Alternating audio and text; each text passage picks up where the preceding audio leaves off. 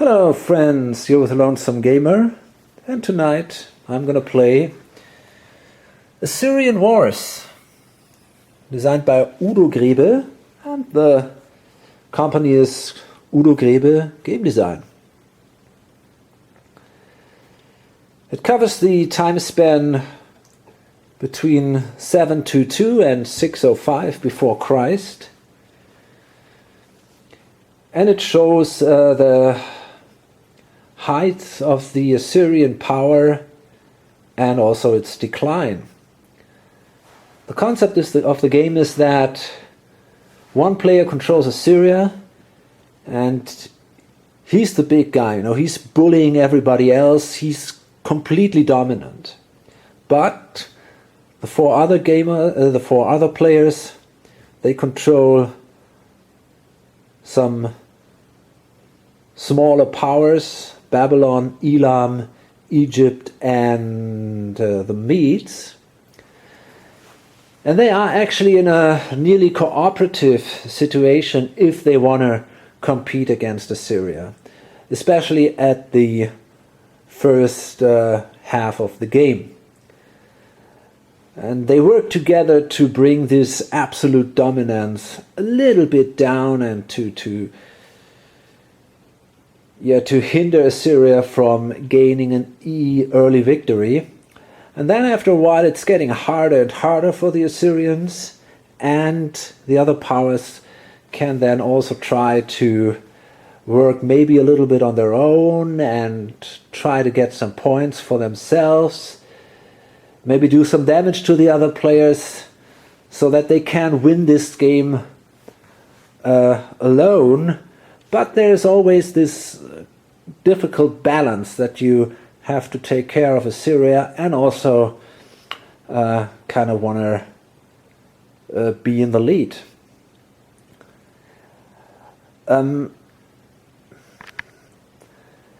This is a CDG, but compared to most other CDGs, this is an extremely complex war game. I mean, it's really heavy, and it's also very long. So I'm pretty sure it will take us a while to do this. It took me actually, I think, 2 weeks to really understand the rules, because they are also not very well organized. And after that I tried to play this for a week, and then I came back to the rules again. So basically this is now my first real playthrough, so there might be still some mistakes, especially maybe not too many rule mistakes anymore, but I think we will see a lot of strategic mistakes here, because I'm not absolutely sure what I want to do in this game. Yeah, okay, so let's set it up. So the game is set, and well, to be honest, I'm a little impressed, and I'm not sure if I do all this right here. We're gonna have a hard time here.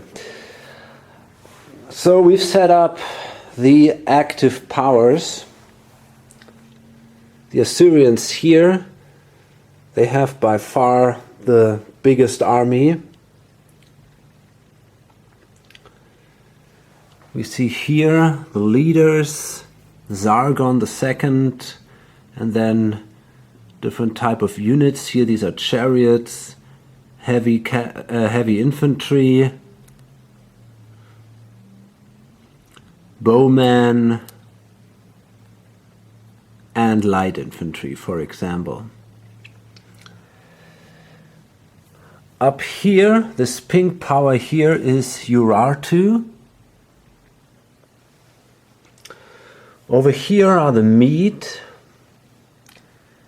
and these brown guys here, this is Persia.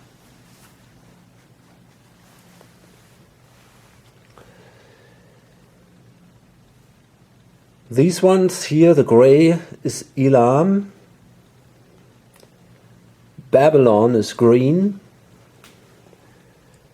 And down here, yellow is Egypt. In addition, we have here This blue guy, this is Israel. So the players, they represent the powers. Powers are these 5 big ones: Assyria, Babylon, Medes, Elam, and Egypt. These are the powers.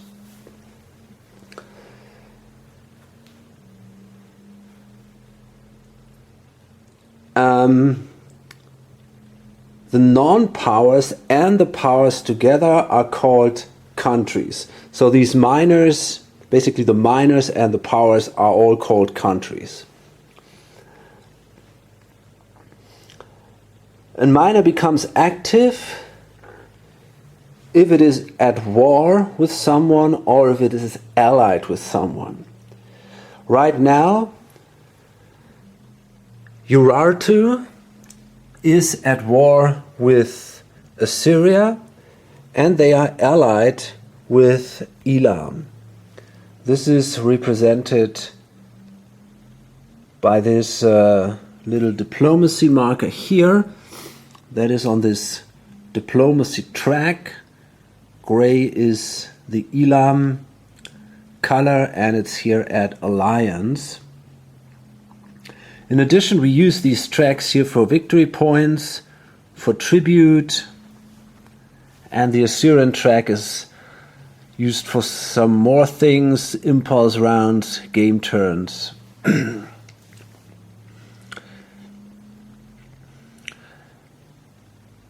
Assyria is at war with Urartu, and because we already used the diplomatic marker here, I took a Urartu unit and placed it here at the war box. Assyria is also at war with Israel, so that's why you find a Israel unit here, and Israel is allied to Babylon.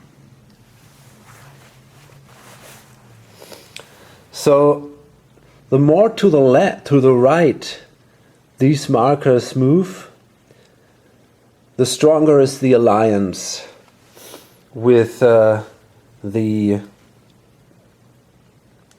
power.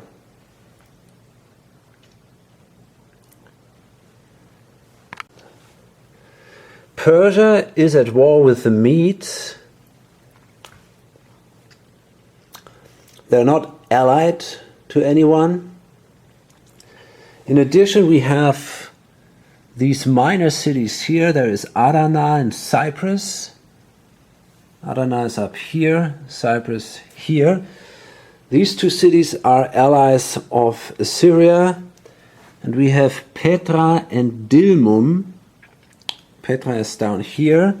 Dilmun is here. These are allies to Elam.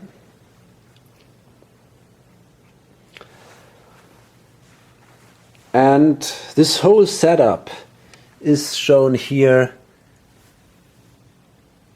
in this campaign sheet. There's also the initial economics, how many cards everyone gets, and so on.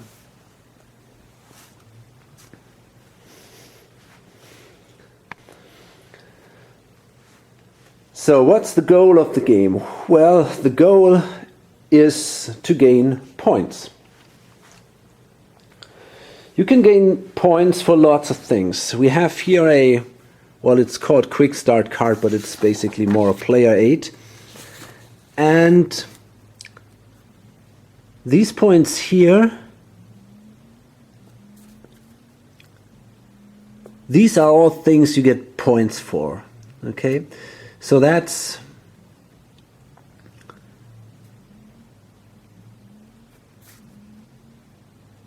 basically, you gain points for winning battles or sieges, so for military actions.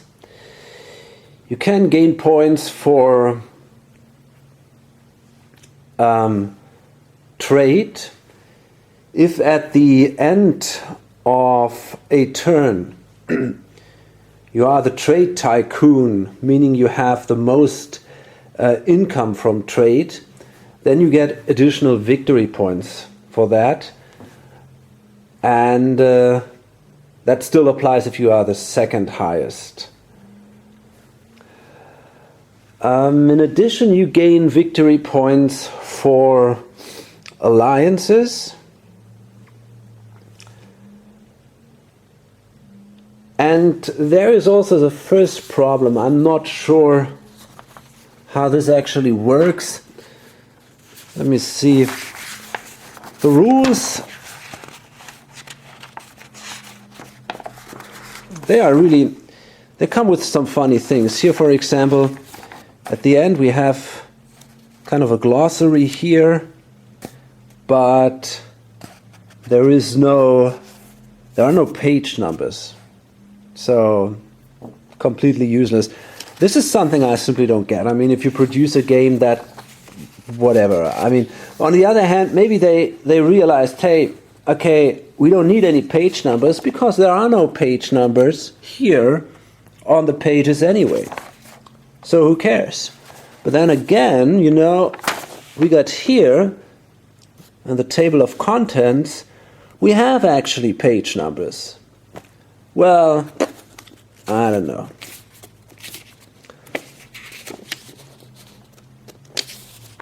From what I understand, the living rules, and by the way, this is version 1.3, so this is not the first version or something, this is actually some kind of advanced version. But from what I understand, you can download at least the living rules, and they come with a glossary and page numbers. Apart from that, this is pretty much the actual rulebook, I think. Okay, now let's see. Yeah, here we go.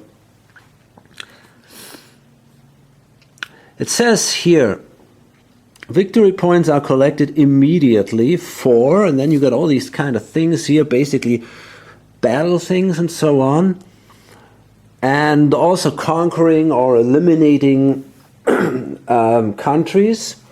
And then it says here, for alliance and or conquest, -1 victory point, powers 3 victory points, Assyria 12 victory points. Well, actually, a power only helps if you conquer it. That is missing here.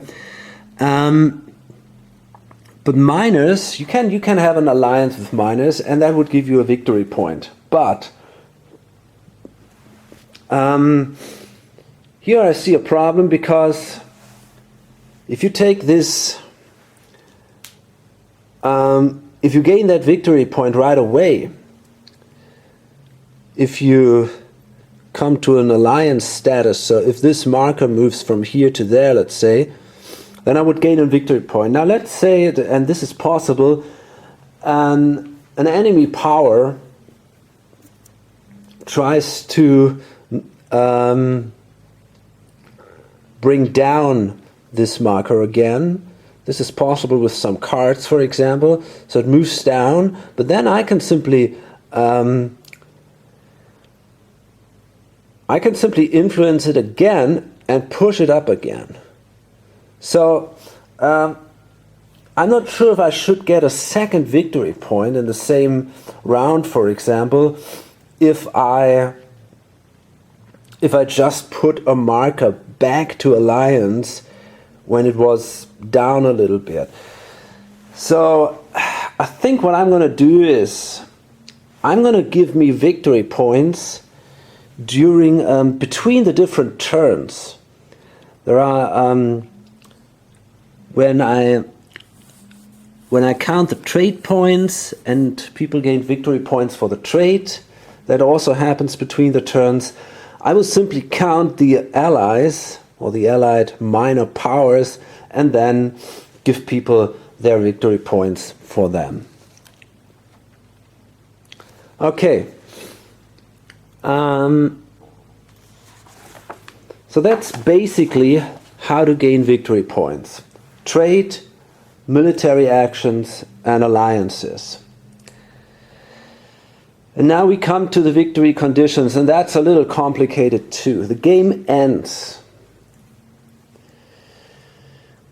Oh boy, there are some options now. So first, there are these two camps. There's the Assyrian camp and the rebel camp. Okay?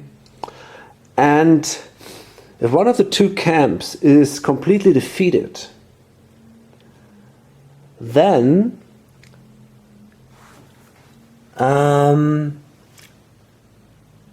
at the end of the turn, I'm not sure about that actually.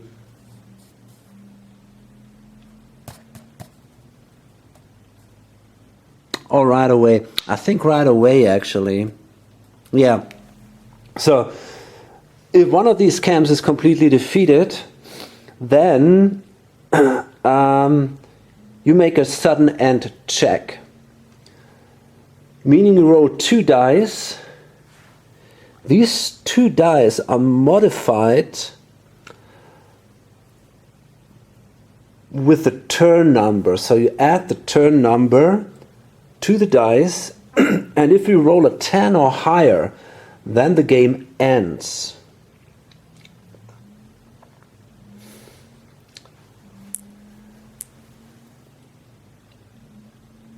If the game ends this way, then Assyria needs more victory points than the best and worst scores of the other powers combined. If that's the case, Assyria wins. If that's not the case, and one of the other powers has more victory points, then any power except Assyria, then this power wins. Right? Otherwise the game is a draw. Okay, so that is one option how the game could end.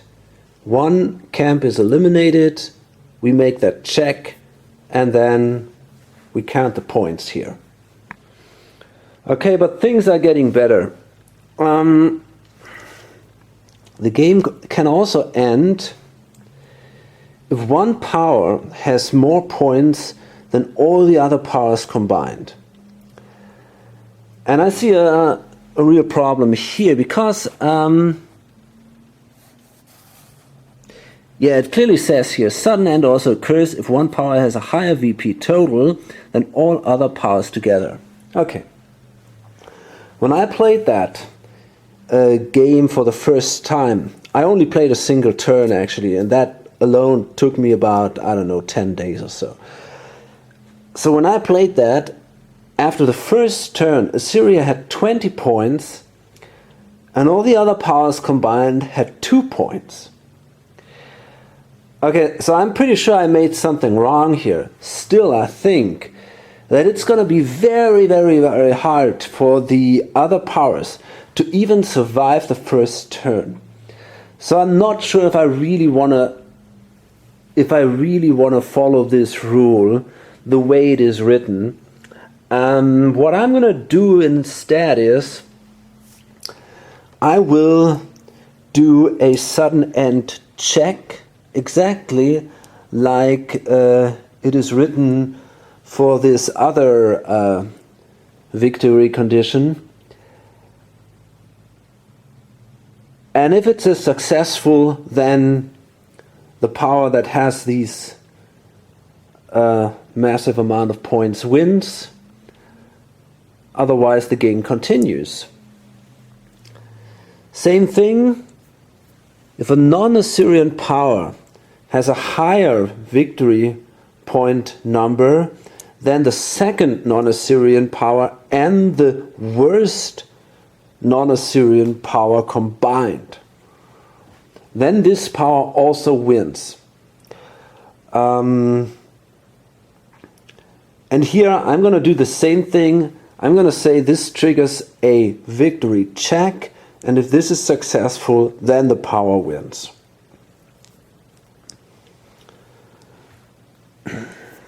Okay. Fine. So these are these sudden end checks.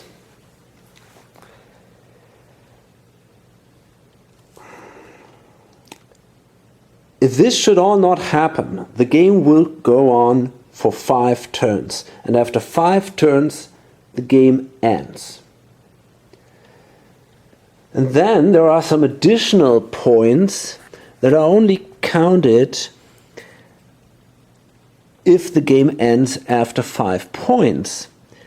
And that means these points are 1 victory point for each round that a power has not been conquered. If a power has not been conquered throughout the whole game, then this number of victory points is doubled. So that would be a 10, obviously, then. And then you also add your economic increase during the game to your victory point total. So if you make it through all 5 turns, your economy becomes even more important than these trade bonus, than these trade victory points would usually do between the single turns. Okay, so much about winning, military, trade, and alliances. That's what we have to remember for now. Okay, so I guess I've already mentioned that the basic concept of the game is Assyria is the completely dominant power, at least during the first 3 or 4 turns of the game. And all the other powers kind of have to work together a little bit to prevent Assyria from getting this overall victory right at the first turn. One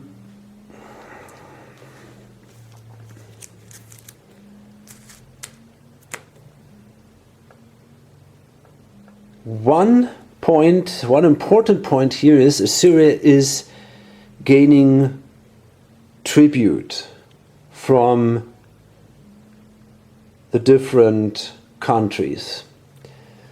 The players can decide at the beginning of a turn if they want to pay tribute to Assyria or not. If they do this, they lose 2 of their economic power, and Assyria gains 2. And we see that here. This is the economic track.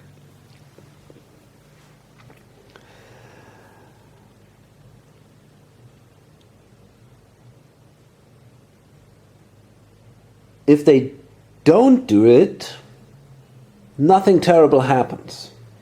If they do it, Assyria is not exactly allowed to attack them during this turn, except that they pay a big number of action points. I think we're talking about 15 action points or something that Assyria has to pay if they want to attack a country that paid tribute to them. So it's kind of safe. If you want to be kind of safe, you can pay tribute to Assyria, and if you're lucky, they don't attack you. It's kind of unlikely that they will. Let's say it that way.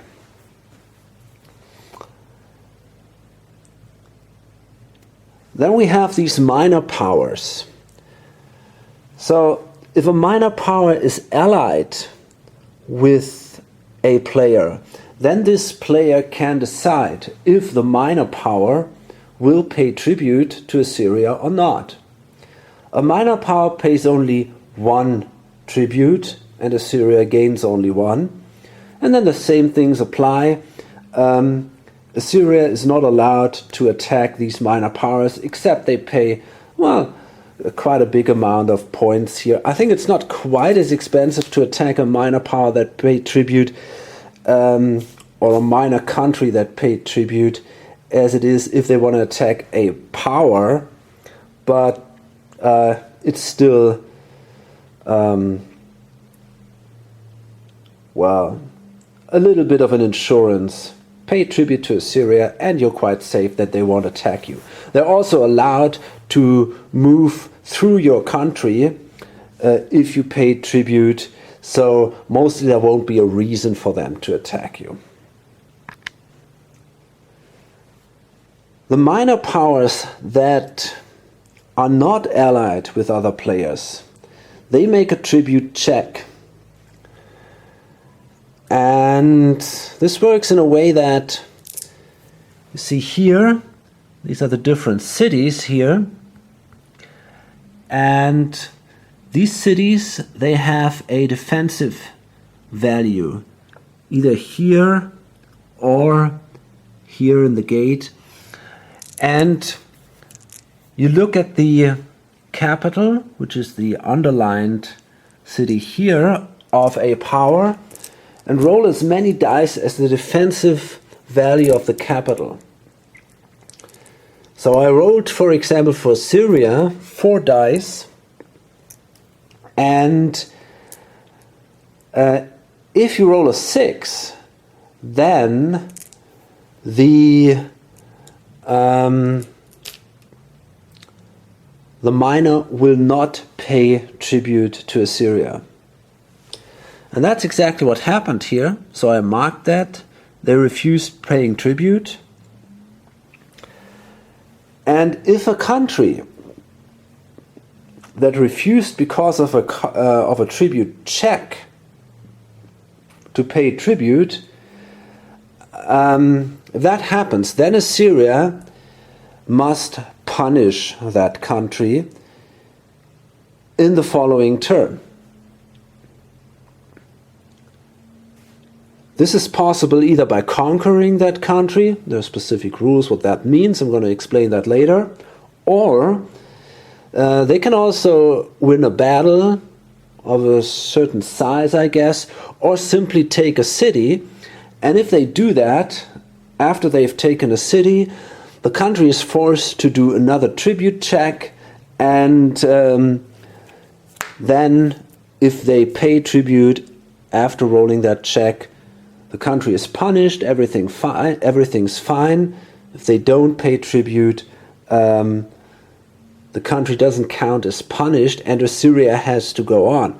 Now let's assume they cannot force the country to pay them tribute. Then after the turn, in the so-called interface, Assyria would lose 2 victory points for every country that didn't pay tribute because of a tribute check and that wasn't punished. If a player decides, hey, I don't want to pay tribute, then Assyria is not expected to punish them. So in this campaign game, in the first turn, it was already written down who pays tribute and who didn't. And I had only to check Phrygia and Syria. Phrygia paid tribute, Syria didn't.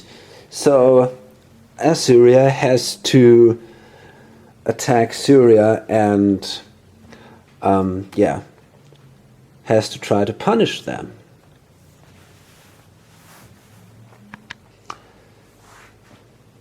So the game is divided into turns. I already mentioned that, a maximum of 5 turns. Each turn is divided into impulse rounds. And an impulse round is divided into the impulses of the different countries. Down here we have this impulse track, and at the first turn Assyria starts. They can do their first impulse. After them, this marker here moves on to the Medes, then to Egypt, Babylon, Elam, and then all these minors will also have an impulse, but only the ones that are active. These are the allied minors or the ones at war.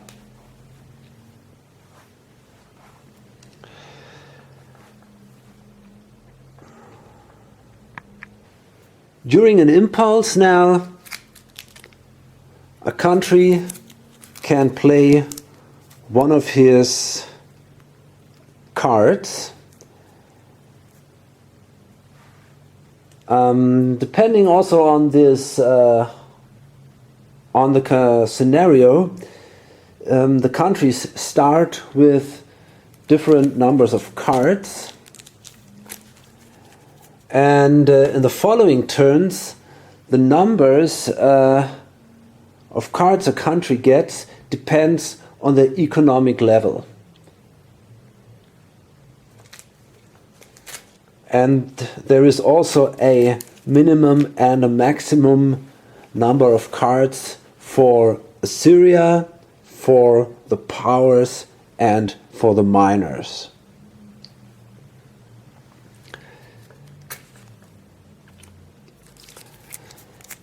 Now, during its impulse, a country has to play at least one card. If that's not possible,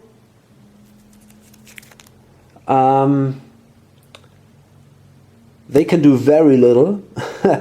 They can basically only, I don't know, maintain their troops, continuous siege, and I think that's more or less it. They can also simply pass if they don't have a card, and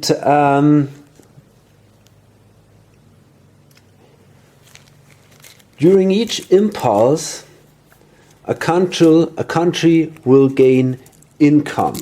That's a little different to most CDGs, where you normally play a card either for the event or for the points. And then you can use these action points to do some actions.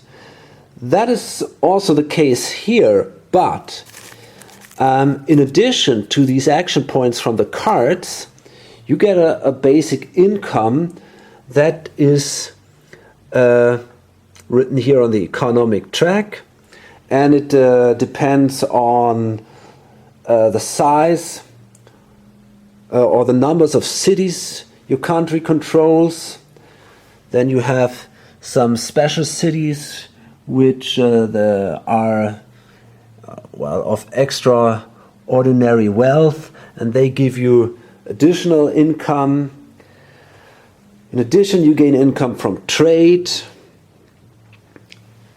or from tribute of other minor powers. And not only Assyria can gain tribute, also the other powers gain tribute from minors if they are at a certain diplomatic level or above.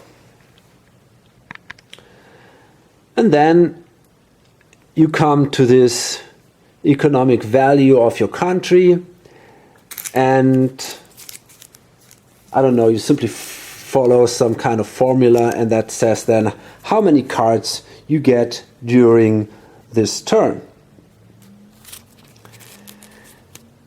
And as I said, you play a card, and a card allows you, just as other CDGs to either play it as an event, where you use the text here, or to play it for these action points, and they simply are added to your income, and then you can use all this to do some other actions on the map. Now, if you play a card for an event, though, then you have to pay for that. And that is different to the other CDGs I know. And here on the left, you see these action point values. Now, in this case, you don't have to pay anything because it shows a 0, but some cards, as for example that one, the Persian Alliance, if I want to play that event, I have to pay 4 action points for that. Now, I can pay these action points from my income, of course, or if it's not enough, I can also borrow action points, and I can repay them during the next turn. If I won't be able to do that, I face an economic penalty for that.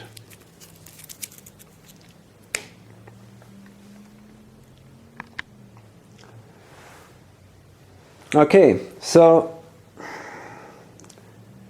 during the impulse, the player plays a card, does all kind of things, and then the impulse marker moves to the next country, and so on. And if the country, if the impulse marker has moved through this whole track here, then the next impulse round starts.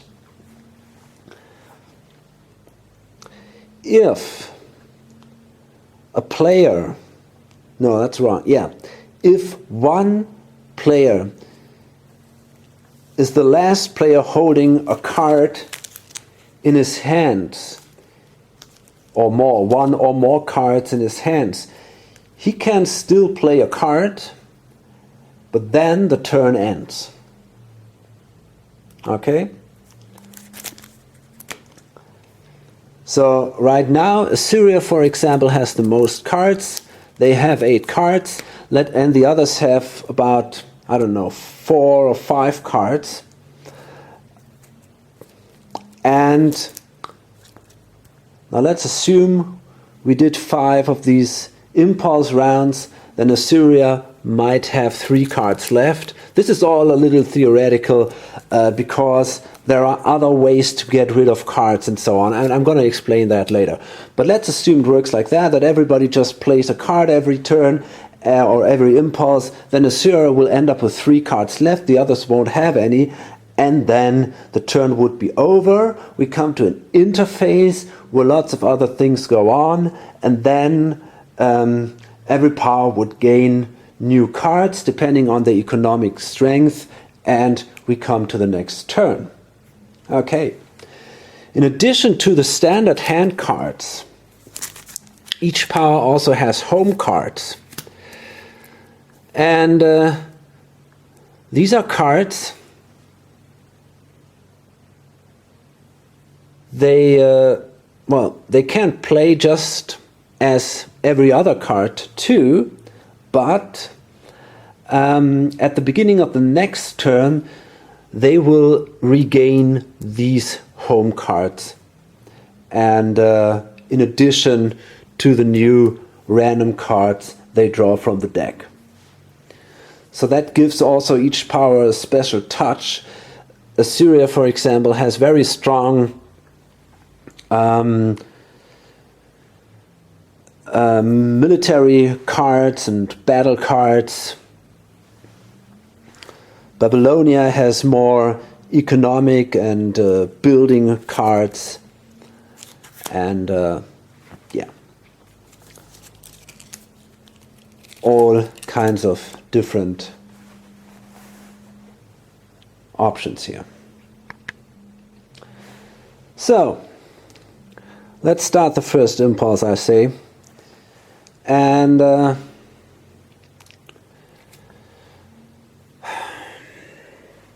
I'm going to use a marker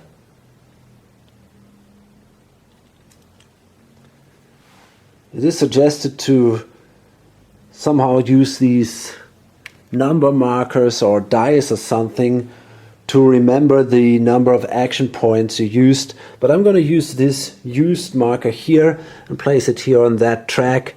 I think that works fine too. So let's see. We start with Assyria, as I've said, and Assyria has, well, 14 points here. And I think what I want to do is I want to play the Persian Alliance card. This card costs me 4 points if I want to play it for the event, and I want to play it for the event. So instead of my 14 points, I now only have 10 points left. And it says, move the Persian marker 2d6 steps on the diplomatic track. Okay, yeah. So, let's do this. Right now, the Persian marker is here at this number 3. And if we want to bring it to an alliance, we need a 10. We want to bring it to 13. So let's see. Well, it's an 8. That's not bad. So it moves from 3 to 11. Okay, now what does that mean? Well, first it was at neutral, so there is basically no effect. The next would be from 4 to 6. That's the trade level. And that means that for each ally you have, or for each minor that is at trade level, you will gain a trade point at the end of the turn, which gives you income. Then we have here the pro level, and that means that this minor will pay tribute to you, 1 income. We have the March level, and that allows you, in addition to the other advantages, of course, to move through this country. And finally, we have the alliance, and, well, the alliance gives you a victory point, and in addition, you can place its forces on the board, and you can control these forces and also build army groups with them and do combined attacks and things like that.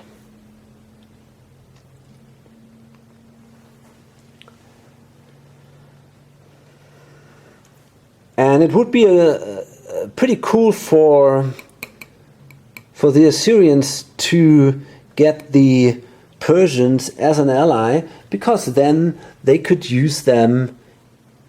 They are here. They could use the Persian forces either to attack Elam maybe, or the Medes here. And yeah, it would be great if they could control them. Okay, so now after we've played that event, we have 10 points left.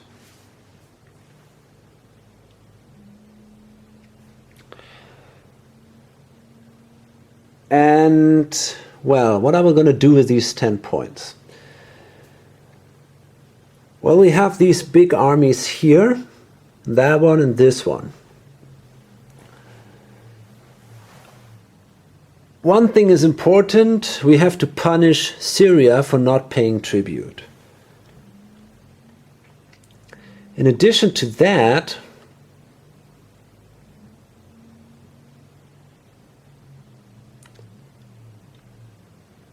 I kind of love to conquer maybe Babylon or Elam, but I'm not sure exactly where to start here. What about this force? It's not that big, actually.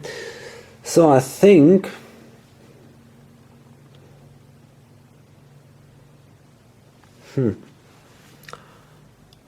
well,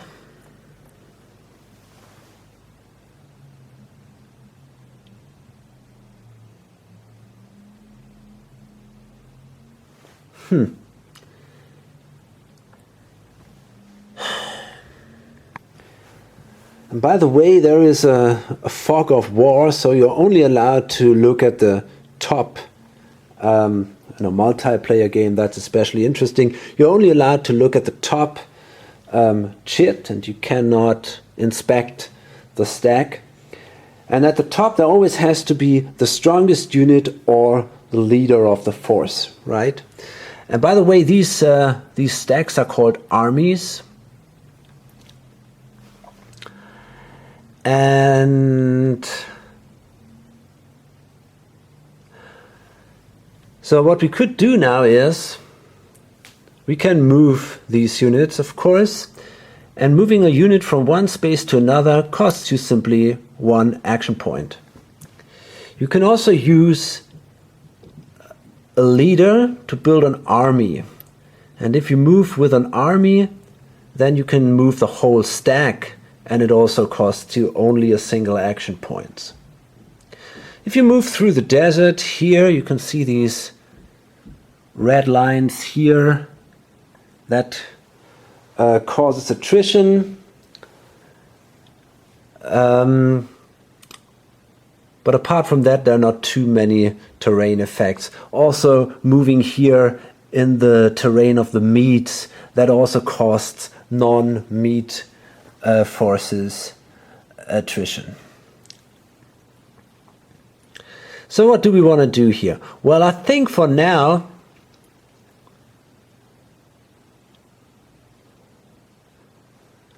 I want to bring these two armies together and build a strong force to face these two armies here of Babylon and Elam. Now, each leader here has two ratings. On the right, this is the command rating. That indicates how many units that leader can lead. So no more than 7 units could be in the stack, except for the leader itself. And the left number here is the action rating, and that is used for battle interceptions. I also think evasions and things like that. Okay, so what I want to do now is I want to move.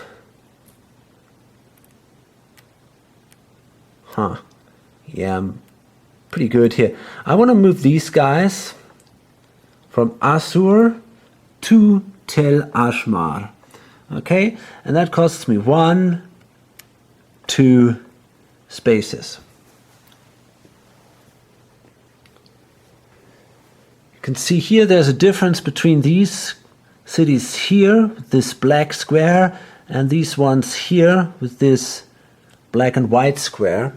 Well, these black and white cities indicate that these are only associated cities. So they are kind of not a completely, I don't know,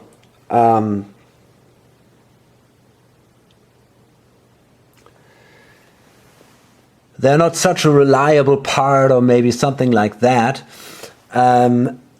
If another country captures one of these cities, then the city is controlled by that country right away. If you capture a city that is not one of these associated cities, but a standard one, you kind of control the area, but the city does not belong to you, right? What you got to do instead is you got to conquer the country. There's a specific rule how to do that, and then you can make, after a conquest, you can make a single city of the conquered country your province. And then you own that city. But you have to leave a garrison there anyway. But you own that city, and it gives you economic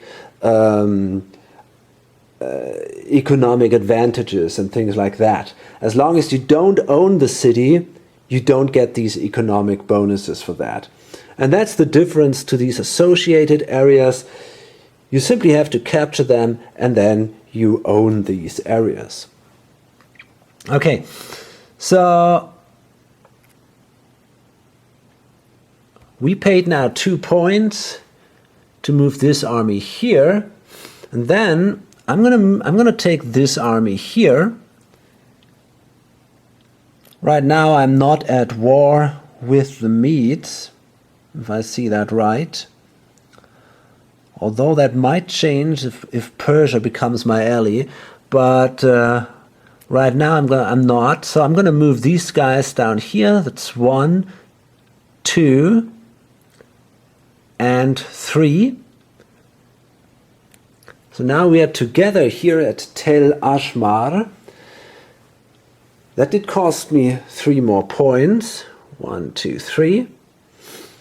And now, because there are 2 armies in this single space, I'm allowed to form an army group. Now to do that, I use one of my army group cards. I got 2. The other players have only 1 card, 1 army group card, but Assyria has 2. And I'm going to use this card and I'm going to place the units of these 2 armies here on that army group card. The advantage is usually I can only build a force, and the maximum size of that force would be 7 units, right? With an army group, I simply can bring up to 3 armies together and in this way increase the size massively. So let's see. Maybe we can kind of keep things in order. It's not that simple though. The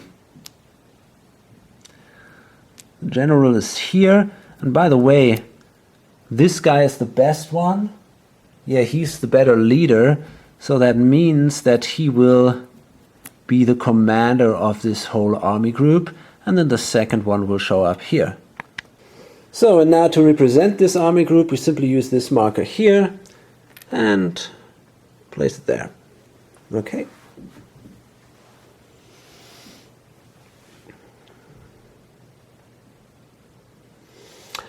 So because I'm at war with Elam, I could now move right in here to Deiluran and do a first attack. And it's tempting to do this. I mean, this guy here, Maduka Paladin, he could try to intercept.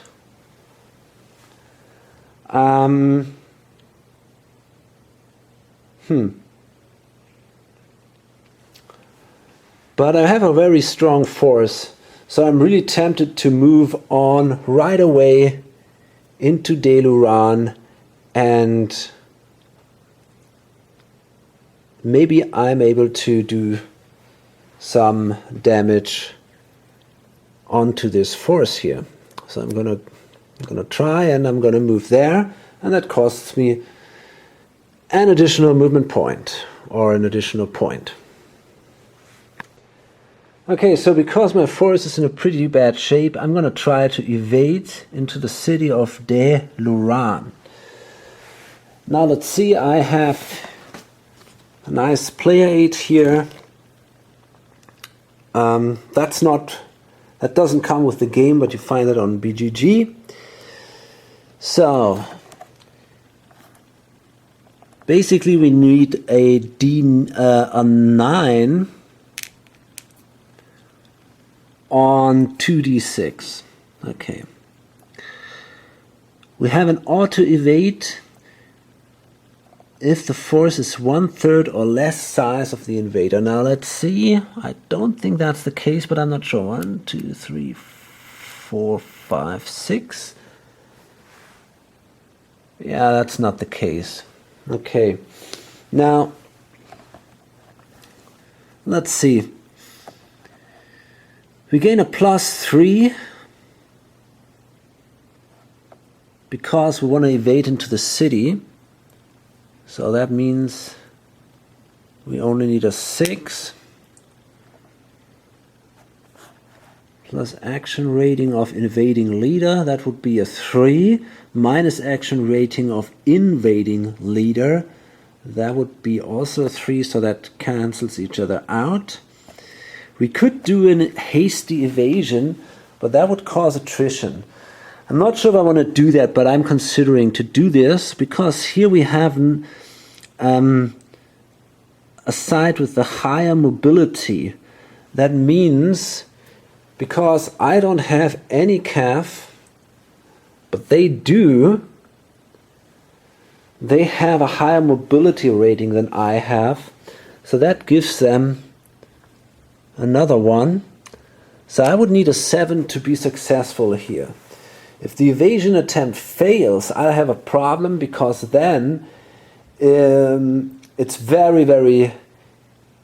it's much more likely that my units will rout, or that a higher number of units will rout than in a standard battle.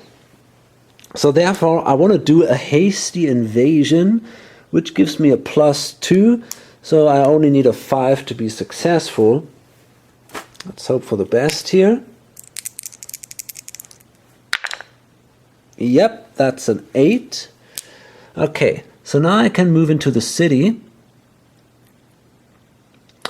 And these guys show up here. But I have to roll for attrition now because of this hasty invasion. So now each unit, 2, 3. Okay, so we got 3 of these bowmen here. So we got to roll 3 dice. If you roll for attrition, you roll a die for a unit, and if you roll a 6, that unit takes a hit. Ah, shit, okay. So one of these guys takes a hit.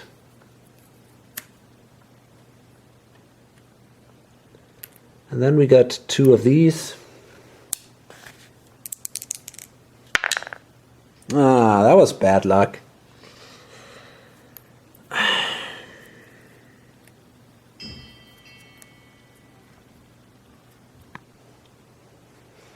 Okay.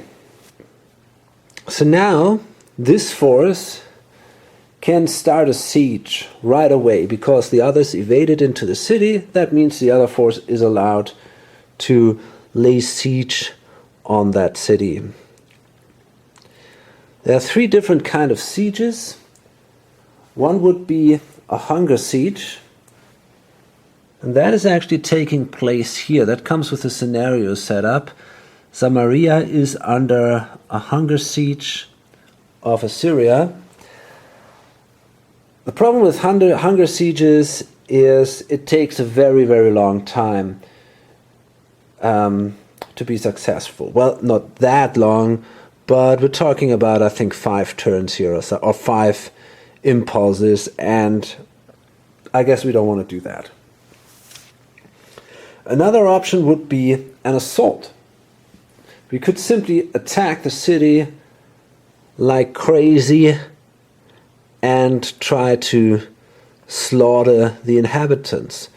And, well, that looks like a nice idea, basically. The problem is that it would work in this way, that the defenders gain the double amount of dice than they normally would, and then whoever does more hits is the winner of the battle. There is a good chance for the Assyrians that they might win this anyway, even if they face these massive number of dice. But I think what they do instead is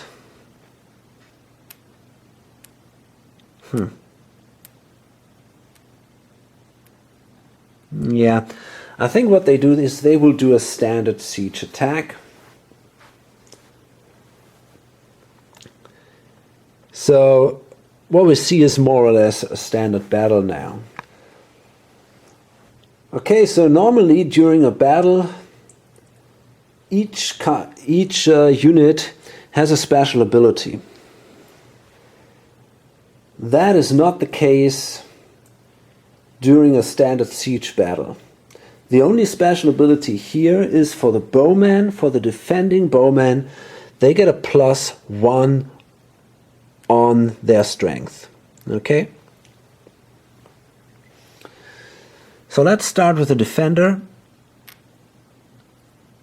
This guy only has bowman. And fighting here is really simple. Each unit rolls a die, and a roll equal or less than the combat strength is a hit. So we start with this guy here that has a strength of 1 plus 1 because it's a bowman is a 2, so that was a miss. Then we got 3 units with a strength of 2, so that means they have a strength of 4. And we did 2 hits here. And now we're gonna place these are the bow hits basically, but in this case it doesn't matter, so we can simply say attack or losses here. And finally we have 1 unit here with a 3, so that would be a 4 then, and that's also a hit. Wait a minute, yeah, okay, so we are at 3 now. Then in addition we have the leader's action rating, and that means the defender get as many combat dice of a strength of 3 as the leader rating shows. So the leader rating is 3, that means the defender will gain 3 combat dice, and combat dice always have a strength of 3 if they don't come from specific units. Okay, so we roll now 3 dice. Wow, that was great. 2 more hits. So actually the Elam is doing very well here. And finally, the city Deluran has a defense strength of 2. That gives them 2 more combat dice, again of a strength of 3. Wow. And again 2 hits. So in this case Elam was amazingly strong. They did 7 hits. By the way, the attacker and the defender, they roll simultaneously. So, yeah. Now let's see what the other guys can offer. Well, first of all, we have 4 bowmen with a strength of 2, and then this guy here. So we got 5 units with a strength of 2. And that's only a single hit. Okay.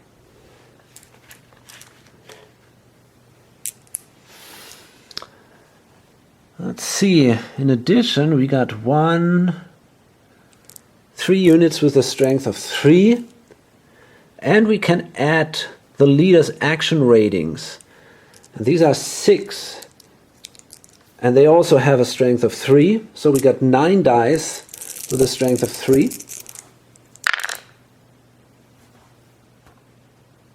Okay, these are 2 hits and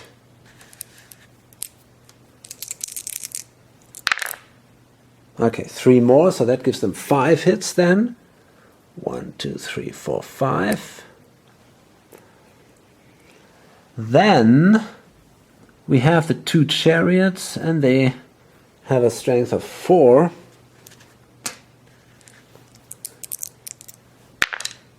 Okay, also 2 more hits, so that means the Assyrians did 8 damage. Still, it was a very, very good battle, but I forgot something. If Assyrians do a standard siege, they gain 2 additional battle dice. Okay, so simply 2 dice with a strength of 3, so that's another hit. Fine. And this is, by the way, written here on the back of one of these cards. Bonus battle die, strength 3 for sieges. 2. Okay. So now let's see. That's not so good.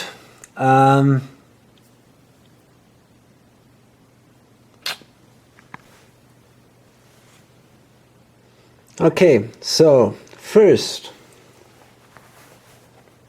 in In siege battles,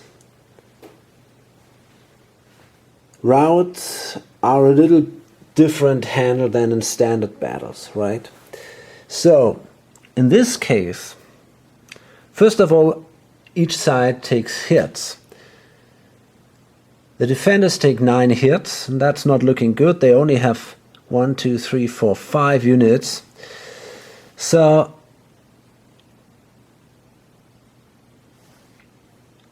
I could take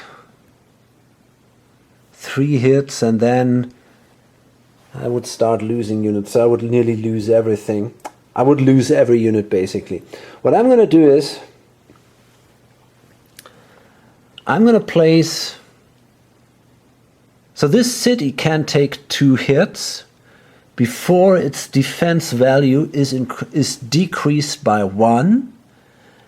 And then it can take 1 hit. So a city can always take hits equal to its actual defense value, and then the defense value is reduced by 1, and then it can take more hits equal to the new defense value, and so on. So that means a city with a defense value of 2 can take 2 hits, then its defense value gets reduced to 1, and then it can take 1 hit, and then the walls are down. Okay, so I can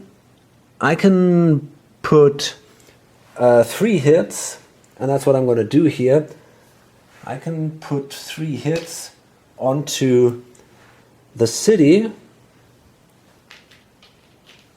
So that means the defense value of the city is now reduced to 0 by 2 minus 2.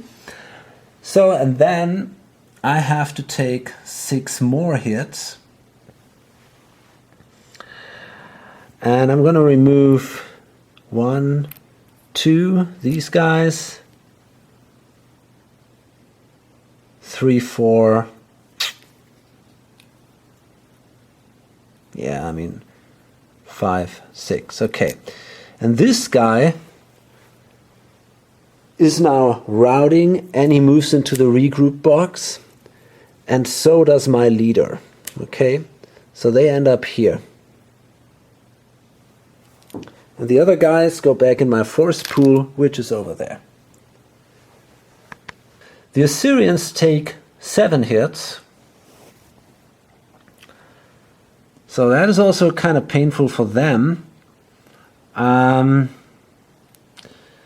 I think they're going to take 1, 2, 3, 4, 5, 6, 7. Yeah, let's simply do it this way. I guess that's fine. And that means all these guys go into the force pool. I mean, I'm not sure if this is really what I want to do. Okay, so actually what I decided to do is I wanted to keep 2 units with me here, and I only gave them 1 hit, and instead I gave 2 of these guys also a hit. Okay.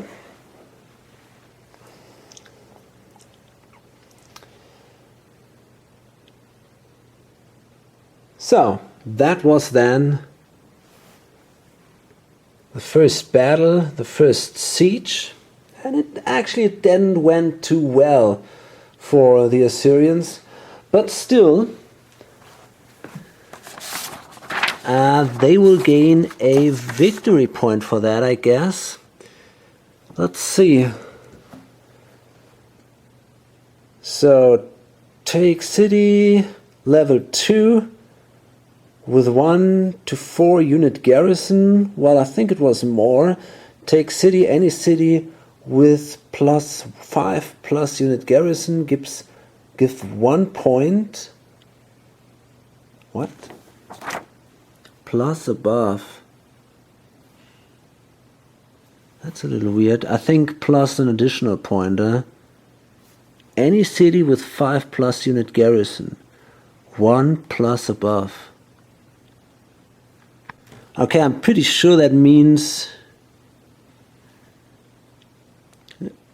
it's this level 2 city with 1 to 4 unit garrison and this one. So they will gain 2 victory points for that.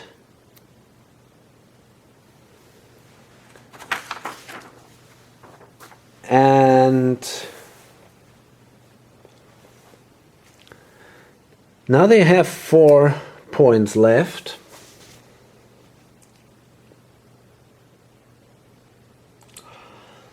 And I think I want to do an attack here against Toprak Kale, try to conquer Urartu. So let's move with these guys here and then here. That costs me 2 more points.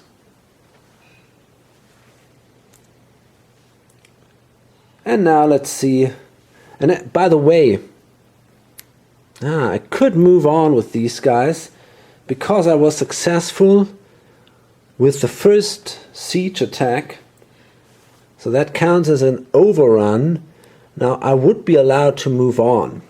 And I might actually do that. I'm not sure about it though.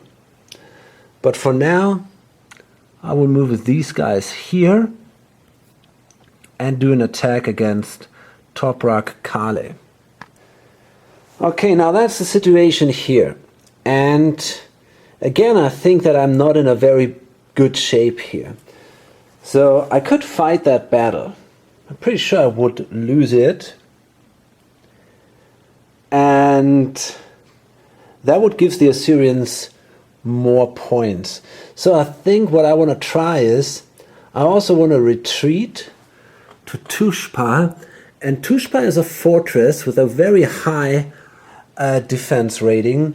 So I feel kind of safe there. This is not such a terribly big army. So it's going to be hard for Sargon to take Tushpa.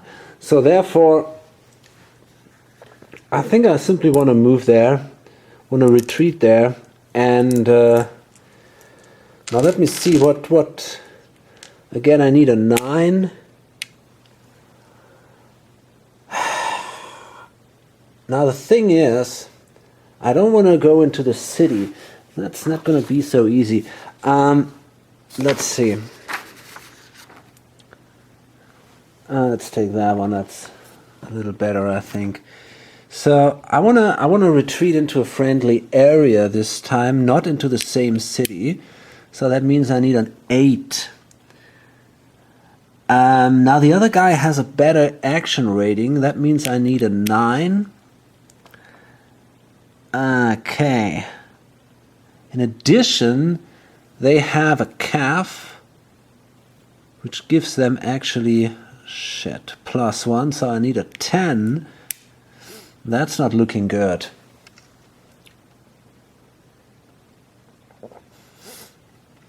Now what I could try is I could try a hasty invasion, but then I still need an 8. Okay, I think I'm going to risk that.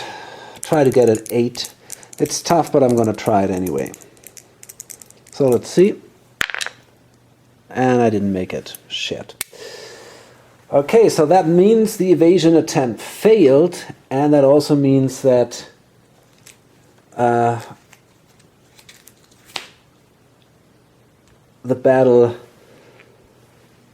result of the battle will be even worse. So now we do a standard battle here. And this works very similar to the siege battle, but now the units have their special abilities, and we also see terrain modifiers. So in this case, because this is this dotted line here, that means that there are mountains. So that gives the defender 2 additional battle dice, and during a field battle, we start with the bowman. So they can do their ranged combat first, and they can also apply their hits first. So first, the Assyrian bowman will shoot, and these were all misses, and then the Urartu bowman will shoot, and these were also misses. Okay, now we come to the other units, and let's start with Urartu.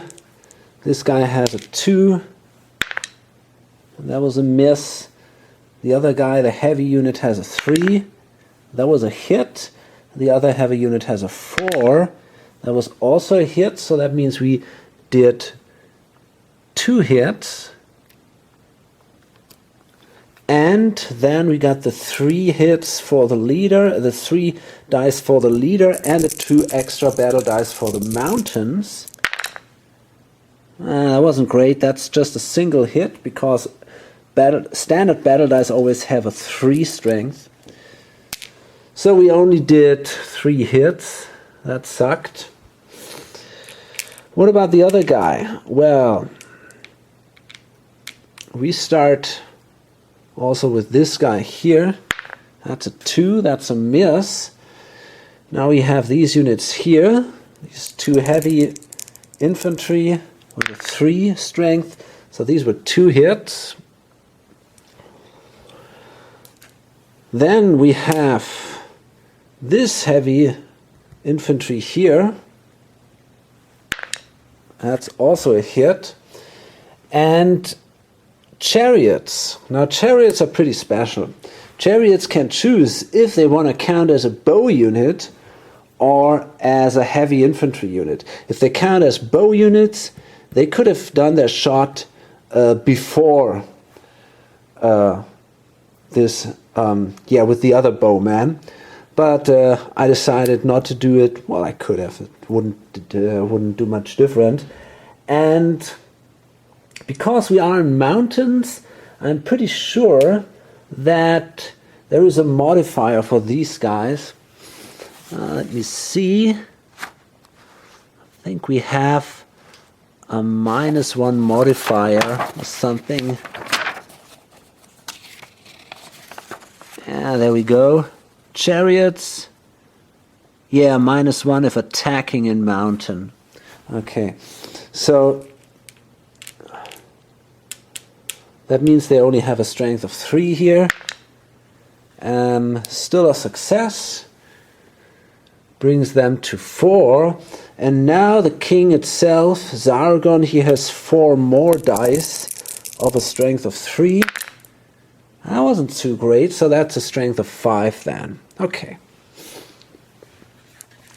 So that means the defenders, they take now 5 hits.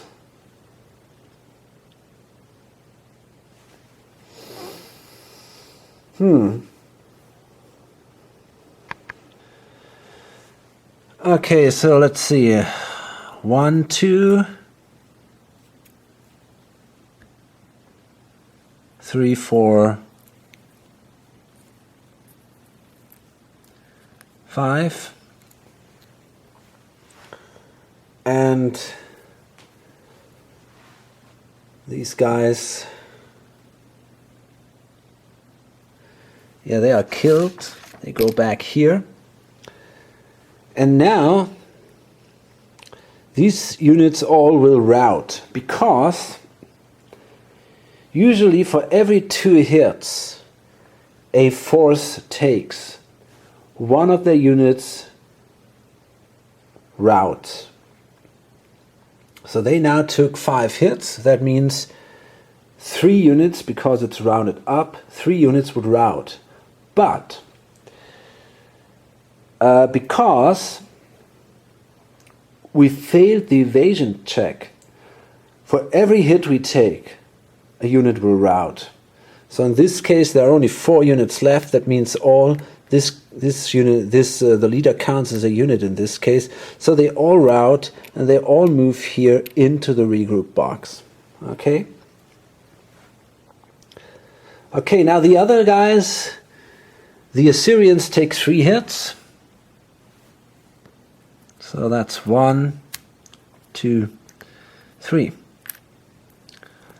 And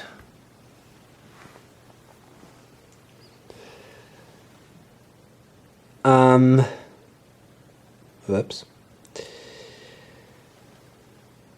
And now, because they took 3 hits, there would be 2 units routing, but the winner of a battle can lose the leader's action rating and subtract that from the number of units that would rout, and only then the result would be the actual routing units number.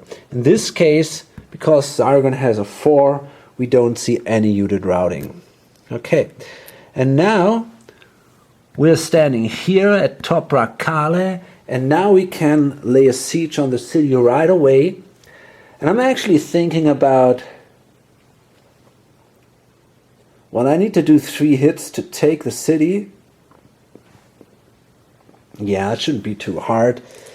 So during a siege, again, all these special modifiers for units don't apply anymore. So what we're going to do is we're going to roll 3 dice for these 1 strength units. No success here. We have 2 6 battle dice plus 2 for the siege. So that means we got 8 battle dice with 3 strengths. Okay, that's 1, 2, 3, 4, and that is already enough. We don't have to roll the others. So 3 successes, 2 successes bring the city down to 1, and another success then brings the city down to 0. So that means we control now the city. The city, of course, can fight back. They have a defense strength of 2, so they can roll 2 battle dice. And, well, 2 hits. That's not so bad. And,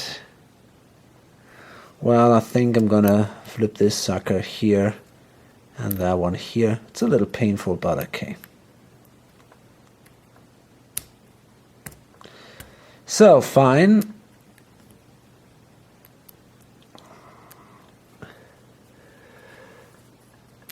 So, we took the city here, and let's see, what about victory points? For the city itself, we don't take any victory points, because it's a city, take city level 2, that doesn't give us victory points, but we've won a battle against 5 units, so that gives us another victory point. Okay. Okay, what next? Well, I forgot one thing. At the beginning of a turn, if you are in enemy territory, well, that's the case here for this force, then you have to either suffer attrition, or if you can, you have to pay for these guys 1 action points. For the whole force, 1 action point. Maintenance, or you can pillage there, and that's what we're going to do. So we're going to take one of these pillage markers here that shows a 1. The next impulse, I could flip that marker to the 2, but then I cannot place the area I cannot pillage the area a 3rd time, so then I would have to pay action points for these guys, or I had to suffer attrition.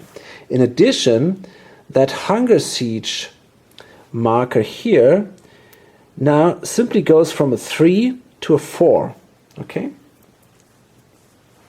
And a hunger siege ends at the moment when this thing, when this marker here is 2 above the defense value of a city. Exception, a capital city, and this is the case here,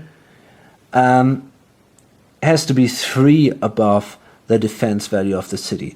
So in the next impulse, this would be at 5, and then the city would fall.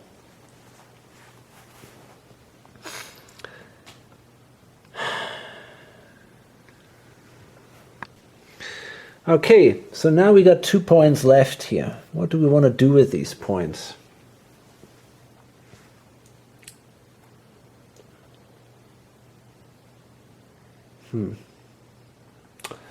So I guess first of all, I want to use 1 point to do a raid against these trade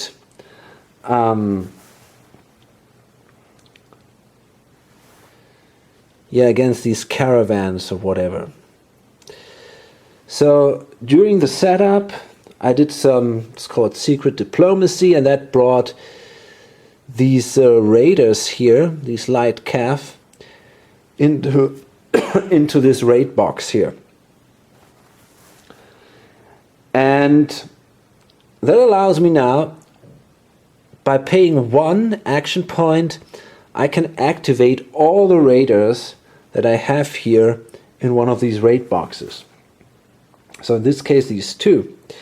Now for each of these guys, I will roll a die. Let's start with the first one, and we'll see which power I can now raid. And these can be also allied powers. You know, this economic war is not subject of any alliance matters or something. So let's roll. Okay, that's a 2. Now that means we will raid the Medes with the first unit. And now we're going to attack these. And we roll if we roll a 3 or less, we are successful. And we are. So that means we can now remove one of these trade markers, give them back to the Medes, and that means they lose a trade point at the end of the turn. And if you have a cavalry unit and it did a successful raid, you can do another one right away without paying. So we roll again, who to attack. In this case, it's again the Medes.